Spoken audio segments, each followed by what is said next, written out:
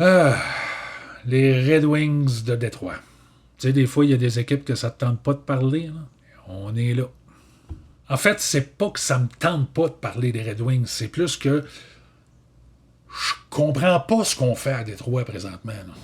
Quand on regarde l'alignement partant des Red Wings cette saison, on peine à se rappeler qu'il y a seulement 2-3 ans, cette équipe-là semblait destinée à devenir une des belles histoires de reconstruction dans la Ligue. L'organisation était pactée de bons jeunes joueurs, on semblait avoir remporté haut la main la transaction Anthony Manta-Jacob Vrana avec Washington. On venait tout juste d'acquérir à rabais un Alex Nedeljkovic qui revenait d'une saison exceptionnelle en Caroline. Tout semblait fonctionner pour Steve Yzerman et son Yzerplan.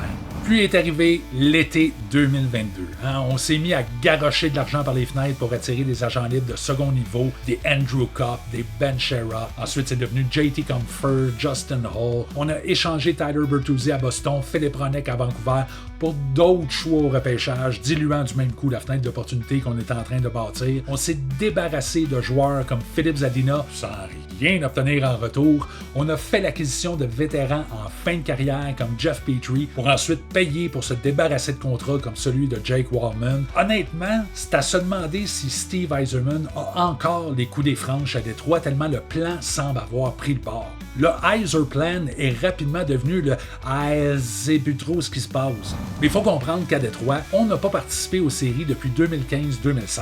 Ça, calcule ça comme tu veux, ça fait quand même beaucoup de rondes de golf. Mais ça veut aussi dire que les Red Wings n'ont pas participé aux séries depuis qu'ils ont emménagé dans leur nouvel amphithéâtre qui a coûté la modique somme de 863 millions de dollars à construire. Et ça, apparemment, ça agace beaucoup les propriétaires qui sont aussi les propriétaires de l'aréna. Fait que ça explique peut-être la formation qu'on a sous les yeux en ce moment. Heureusement pour les Wings, le portrait est quand même pas aussi sombre que celui que je dresse depuis le début de la capsule. Dylan Larkin est un des joueurs les plus sous-estimés de la Ligue en ce qui me concerne. L'ajout d'Alex DeBrincat la saison dernière s'est avéré être un très bon coup de la part des Wings. Patrick Kane est de retour. On a ajouté Vladimir Tarasenko cet été à titre d'agent libre. Et plus important que tout ça encore, Lucas Raymond est redevenu le joueur d'impact qu'on avait vu en lui à sa première saison après une année difficile en 2022-2023.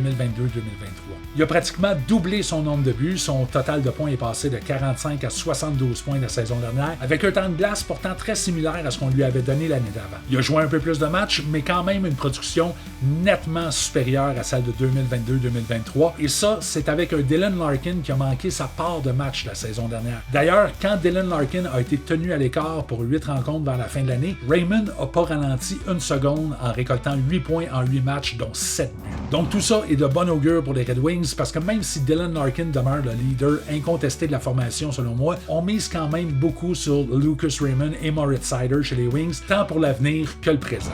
Parlant de Moritz Seider, je m'attarderai pas trop longtemps sur son cas parce qu'on sait pas mal ce qu'il est, c'est un solide défenseur two-way. Il sera probablement jamais aussi productif offensivement qu'un Quinn Hughes ou un Kel McCarr, mais capable de générer de l'attaque quand même. Sinon, c'est un gars qui frappe, qui bloque des tirs, qu'on utilise tant sur l'avantage numérique qu'en désavantage. Et d'ailleurs, je pense qu'à ce niveau-là, le départ de Shane Gostisbehere, qui monopolisait beaucoup de temps de glace sur l'attaque à 5 des Wings, risque de profiter un peu à Seider, qui devient probablement l'option numéro 1 à la pointe pour les Wings cette saison.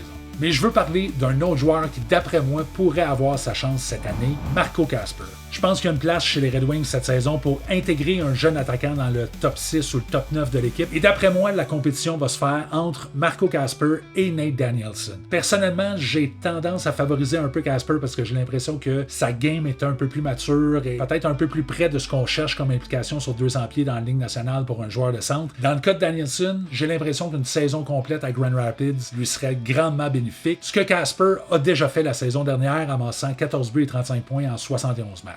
Maintenant, les Red Wings ont tendance, ou du moins ont la réputation de prendre vraiment leur temps avec leurs jeunes joueurs avant de les monter dans l'alignement, mais j'ai l'impression que tranquillement pas vite, cette philosophie-là tend à disparaître à Détroit. On les a vus intégrer Lucas Raymond et Moritz Seider très rapidement. Même chose dans le cas de Michael Rasmussen et Joe Veleno. Si c'était pas de sa blessure, Simon Edvinsson serait probablement déjà irrégulier à Détroit depuis 2 ans. Donc je pense qu'on a une plus grande ouverture qu'avant à ce niveau-là, et présentement, Marco Kasper est probablement le mieux positionné pour en profiter. J'aurais voulu discuter du cas de Jonathan Berggren également, mais honnêtement, je suis pas certain qu'il va être encore avec les Wings au moment de publier cette capsule-là.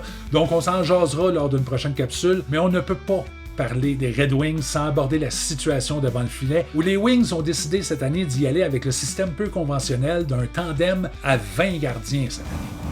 Oui, on avait déjà Ville Husso qui a perdu son poste de gardien partant à Alex Lyon la saison dernière. On a également Sébastien Cossa, à qui on va vouloir donner des départs dans la Ligue américaine pour parfaire son développement. Et là, on vient d'ajouter Cam Talbot et Jack Campbell dans l'équation, sans compter qu'on a également Trey Augustine qui va probablement s'en venir à la fin de l'année. Je veux dire, c'est des gardiens, gang, pas des Pokémon. T'es pas obligé de les collectionner.